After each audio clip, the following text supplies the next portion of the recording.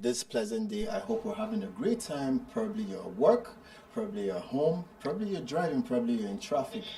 Wherever it is that you are at this juncture, we want to just say, I hope you're doing well. This is the R4M Studios, and I am Prolific. And we have a very distinguished in every sense of the word, distinguished. We have a distinguished guest right here in the studios. I mean, everything is different. I mean, the Saints is different. You know, the air, the Saints, the AC, everything is just different today. It's really a special day and a very big one for us.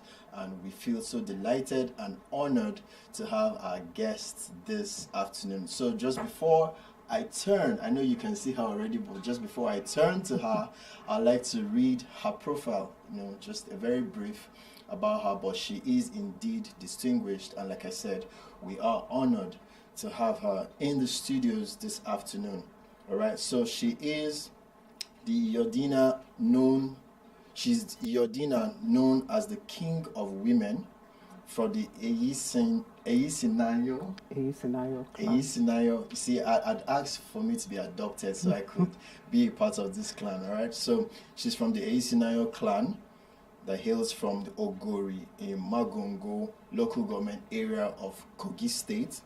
She is a graduate of Ahmadu Bello University Zaria, and before the ascension of her throne, she has been a successful, I like that word, successful.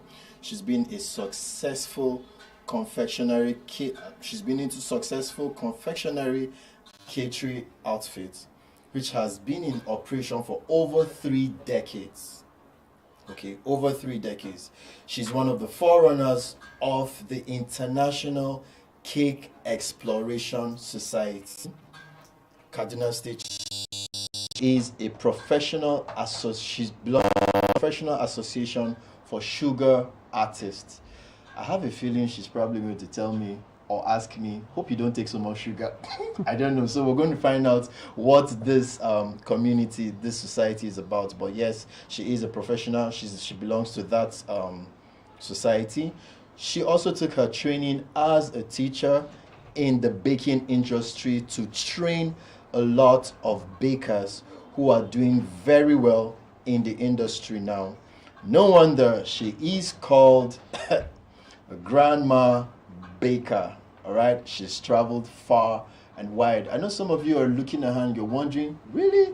Is she really a grandma? Yes, she looks young, but she has a wealth of experience, and we're going to hear so much from her this afternoon. She's blessed with children, grandchildren, and she's bent on serving people within the parameters of her throne. And that just tells you a lot that she is indeed a servant leader. Ladies and gentlemen, if you're watching, please make welcome Her Royal Majesty this afternoon. You're welcome, ma'am. Thank you. Good afternoon. Good afternoon, ma'am. We're so delighted to have you. Good afternoon to our viewers. Yes, ma'am. Thank you so much, viewers, for joining in this afternoon. We trust that you have an open heart. Like I love to say always, that R4M Studios is that place where we cross-pollinate ideas. We get to learn, all right? We get to learn. So you would do well to have an open mind. I mean, she's been through, she has a wealth of experience, and we're going to be learning this afternoon. So we're going to be looking at the topic, which is defining an independent woman. Defining an independent woman. You know, if you look at that statement in itself, it has 2 words. It has independence, it has woman. All right. So before we even talk about an independent woman, we need to look at who is a woman. What is womanhood? You know, especially in a time where there's so much confusion. You know, what is womanhood? Who is a woman? And there's no better person to tell us this afternoon but Her Royal Majesty. So please let us know, ma, what do you think is womanhood? Woman. There's so many qualities that you can allude to being a woman. It's a very broad word. But there are some core words that you need to look for in a woman. A woman is that person who cares. A woman is that person who carries herself with dignity. A woman is that person who is a stickler of perfection. And a woman it's not everyone who gives birth that is a woman. That's profound. Yeah, it's not everyone who had a child or who has all the features of a woman that you refer to as a woman. A woman is somebody who is rounded in all an intelligent person, a resourceful person, a self-reliant person, somebody who can make things happen, and the bottom line is somebody who cares. Wow, that's a lot. That's a lot. So a question just crossed my mind from what you said. So you said a woman isn't just a person who gives birth, who has all the features of a woman. All the features. And so that means we have. So womanhood is not just gender based, because there are females that are not women. Yeah. So it's not just gender based. It's not gender based. Wow. Wow. I mean, I'm learning a lot. I feel like we should dwell on this for a while. Because you get people who get the comments and you call yourself a woman, then it means your womanhood is in question. Wow. So you must have done something that is not expected of a woman for you to get such remarks.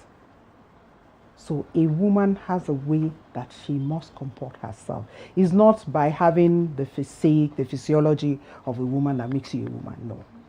There's more into it. Yeah. Not until now that you just made mention of these statements, I just realized, having a flashback. I've never heard someone say, and you call yourself female. They actually say, and you call yourself a woman.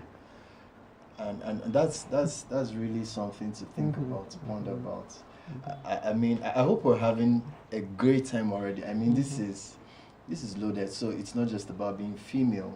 It's not about being female. Having the physiology of being female. The way you carry yourself, the way you talk, your comportment, your emotions. Large-heartedness. Wow. Resourceful. Kind, accommodating. It's not that you don't find it in the male, but the woman must have some of this. If you read Proverbs 31, that is a description of who a woman is. Wow. This is loaded. All right. Let's. I want to look at something. So now we know.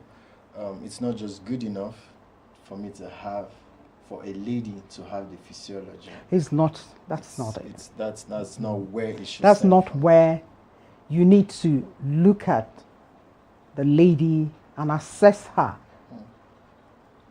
for you to say, oh, you're a woman. So it's not just the container, it's the content. It's the content inside. Being. The being, not the physical. Wow. Amazing. All right, so ma'am, I'm curious. For ladies listening, young ladies listening today, I'm curious. So, would like to know, is there some kind of order of priority while growing up? Maybe late teens, early 20s. What kind of priority? I've had a male mentor do this with me when I was perhaps 18.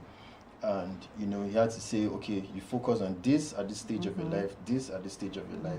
So I'm wondering, for a woman, is there some kind of priority that should be given, like a scale of preference while growing up, maybe in your late teens, going into 21, so that you can have a smooth A life. smooth life. Yes.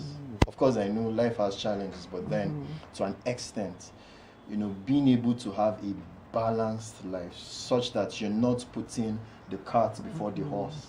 Is there some kind of advice or, I don't know, a template? If you talk of templates, the template that works for A might not work for B. Very true, ma'am. But there's some basic things you need to do for you or too little to understand what it is. No, it is not. You can start to kind of train these children like when you're raising a girl child, and especially if you had a boy before the girl. The way you train the boy is different from the way you train the girl. Okay. The boy, you start from the way you sit. Because even when they are the first child, you start to teach them a girl does not sit carelessly. That's one of the qualities